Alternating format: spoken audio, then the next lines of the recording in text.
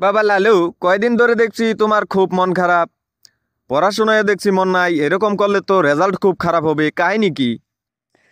Sir, আপনি ঠিকই ধরেছেন। আমার খুব মন খারাপ। আমার একটা আপন চাচা ছিল, সে খুব বড় লোক ছিল, কয়েকটা কোম্পানিও ছিল, কিন্তু হঠাৎ করে সে সব কিছু ধ্বংস হয়ে গেল।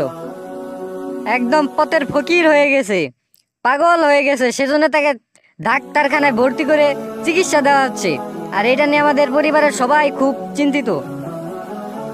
ওহো, খুব দুঃখজনক ঘটনা বাবা। চিন্তা করো না, আল্লাহ এবার সব সুস্থ করে দিবেন ইনশাল্লাহ। স্যার, একটা কথা বলেন তো, একটা মানুষ এবার সুস্থ সবল সবল মানুষ, এত বড় লোক, এই লোকটা কেমনে এত সহজে এত তাড়াতাড়ি ধ্বংস হয়ে যায়? তাহলে শুনো, পুরুষ ধ্বংসের কারণ হচ্ছে 8টি। নাম্বার 1, সিগারেট, গাঁজা, মদ, নেশাপানি, আরো অনেক কিছু কারণ রয়েছে। আর যাবতীয় নেশা করে হারাম। মহান রব্বুল আলামিন পবিত্র কোরআনে বলেছেন, তোমরা নিজেদেরকে ধ্বংস করো না।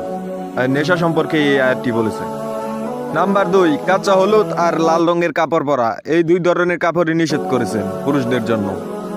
নাম্বার 3, পুরুষদের সোনা পরিধান করা। নাম্বার 4, যেই সব পুরুষ নারীদের পোশাক পরিধান করে সেই সব পুরুষ।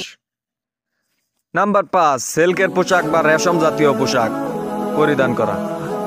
নাম্বার 6, পুরুষের টাকনুর নিচে প্যান্ট পরা হারাম। এ সম্পর্কে রাসূল সাল্লাল্লাহু আলাইহি সাল্লাম বলেছে, এরা জাহান্নামে যাওয়ার লক্ষণ। নাম্বার 7, ইচ্ছাকৃতভাবে সালাত আদায় না করা।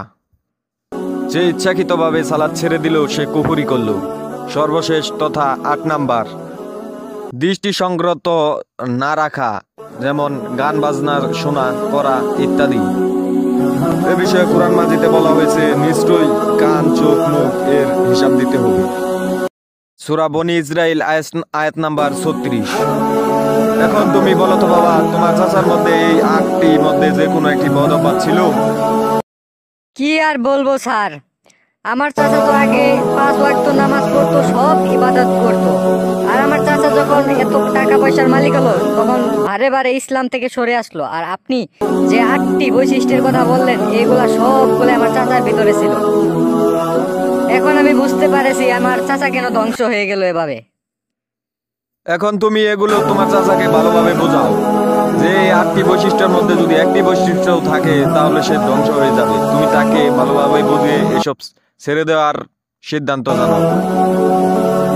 ইনশাআল্লাহ আমি আমার চাচাকে সবকিছু বুঝিয়ে সঠিক পথে আনার চেষ্টা করবো ইনশাআল্লাহ। স্যার, আপনি আমার জন্য বেশি বেশি করে দোয়া করবেন।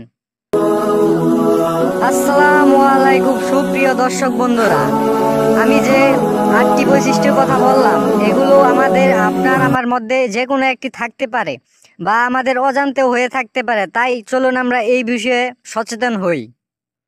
আমরা যদি এখনই এই বিষয়ে সচেতন না হই, তাহলে ইহকাল এবং পরকালে দুইখানেই আমাদের জন্য অনেক কষ্ট অপেক্ষা করছে।